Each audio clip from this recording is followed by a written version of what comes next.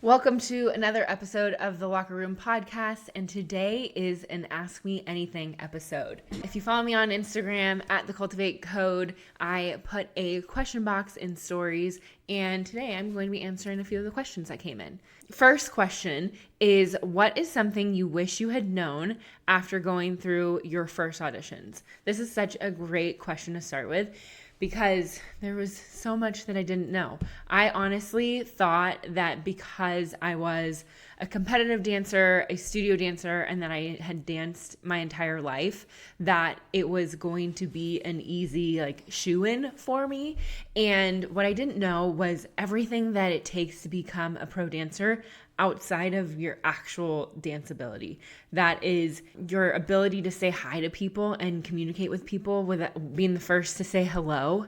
Your social media, spoiler alert, there's a new episode coming out about that soon. Just being a brand ambassador for an organization, there's so many things that come into play in being the best candidate that you can be, that it is just so much more than your dance skills. And so the fact that you are here right now tells me that you want to be the best version of you. And because of that, I want to invite you to join the Perform Like a Pro workshop. It is going to be a workshop that helps you learn what it takes to perform like a pro dancer, because that is such a fundamental piece. You are auditioning to be part of the entertainment team, and so fundamentally, at its core, going to be a performer. I would love for you to join our next workshop.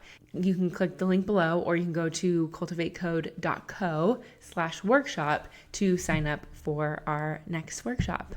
So other than being a performer and all of the skills outside of the dance portion is not as much about your technique and your technical skill. While some teams want that, it truly is the performance that you give and the execution of the movement versus I can do a bunch of tricks and wow you and be put on the team. So that is something that I wish I knew going into it, is that it is just so much more than dance. Next question is, what is the difference technically between college pom and NFL pom? Depending on your team that you are in college, there are a lot of similarities. I would say the difference is the execution and the performance quality. I was at the semi-finals and finals of the Raiderettes auditions this past month, and some of the dancers who came from more of a collegiate or often competition scene, they were not used to performing as much as you need to in this pro dance space. And so, like I said, it's more than just your technical skill. It is being able to have that presence that can be seen by 1,000 fans. So having that big projection, while you're still having that in college, it just is a little bit different when you are on an NFL team. And then, like I said earlier as well, it's not just about your dancing. You can come from a college dance team that has that pro style if you go to Pro Action or learn from some of these pro choreographers. But the way to actually make it onto the team is not always just your dance skills. It's how you interview, it's your social media and everything else. So being mindful of all of those different elements that come into play can be super helpful. Next, first time auditioning, what are your rookie do's and don'ts for audition? Do's, do come prepared.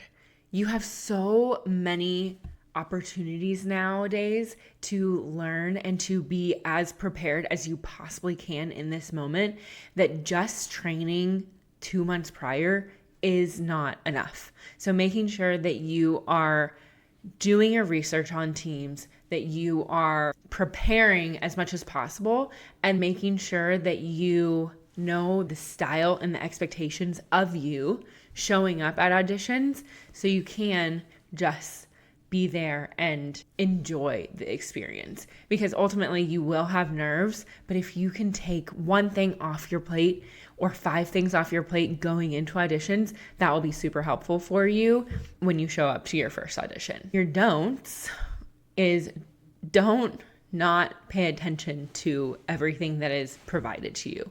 I have been on the receiving end of emails that come in for auditions. Hey, what time do I need to be here? Can you give me this, blah, blah, blah, blah, blah. Don't not do your research, okay? Don't just expect things to be given to you, like the answers just be given to you, because if you do your research, if you look at the team's Instagrams and the audition website, you can actually find a lot of information. I also encourage you to go to the prep classes. If you do those things, you will know a lot of information. And if you send an email or talk to a coach or inquire about something, make sure that you are keeping it professional. Because like I said, I have been on the receiving end of emails, and this is still a job, right? You are interviewing and auditioning to be on a dance team for a globally and nationally recognized organization. And this is a job interview.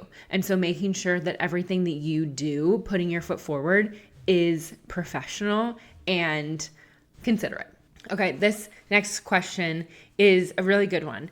She said, how do you make movements still big and have the same amount of control and detail? I end up looking sloppy or even late on counts if I go too full out to make it big and energetic. So this is going to take practice, and practice makes perfect, right? The more you practice, the easier it will become, and getting clarity of movements, right? Cleaning it up. You want to be able to dance powerfully and dance clean at the same time, right? And so depending on you and your body, you're going to have to adapt on different things. I'm 5'8", so I have to get low and then come back up at the same time as someone who's in front of me that might be a little bit shorter. And so you have to be able to adapt your movements and have control over your body. And to figure that out, it really does just come with repetition and getting those reps in over and over and over again. And that's why I said earlier, you have to spend the time training and preparing ahead of time, and not just thinking that 2 months or a month is going to do it for you. Just taking a prep class is not going to get you to where you want to be, because there are intricacies, and there is, especially for NBA, a lot of dynamic movements in the hip hop and jazz space that you want to dance big, you want to dance powerfully, but you also want to look like a cohesive unit with your teammates. And so finding that blend and mix really truly does come with time. Lastly, I got another question earlier this morning that I thought I would share is, how much dance experience do I need to have to audition for a team? And while there's no like set time frame, like some people have been dancing since, you always hear dancers, I've been dancing since I was 3. I also had teammates who started dancing later in life and made it onto a team, right? There's no set timeline. It all comes down to your skill and your ability to perform and your technical aspects, right? So I talk about this all the time, double turn, kick, and leap. Those are like the bare bones basics of what you need to have for both NFL and NBA. But honestly, now teams are adding in kick up, they're adding in rubber bands, they're adding in more technique. And the competition is also getting a lot more fierce, right? So just because it's not a requirement of a team doesn't mean that the dancers who are coming out aren't bringing that to the table at their auditions. And so if you are not a technically trained dancer, I don't want that to discourage you, but I do want you to start preparing to be the best performer and the most dynamic, engaging, like all eyes on me type of performer, and be just so captivating that the judges are watching you, no matter if the person next to you is like doing killer technique or not. That's where you can stand out, because a performer who has confidence is a lot of the times going to draw the judge's eye, make them want to continue to watch you. So again, that's why we are doing the Perform Like a Pro workshop. If you haven't joined, I would love for you to join us, because that we will talk about that and so much more in this workshop of just becoming the best performer that you can possibly become. I would love to see you there. So that was everything for the Ask Me Anything episode. If you have any other questions that you want answered on a future episode, feel free to email hello@cultivatecode.co, or you can DM me on Instagram @thecultivatecode, and I would love to answer your questions on the next episode.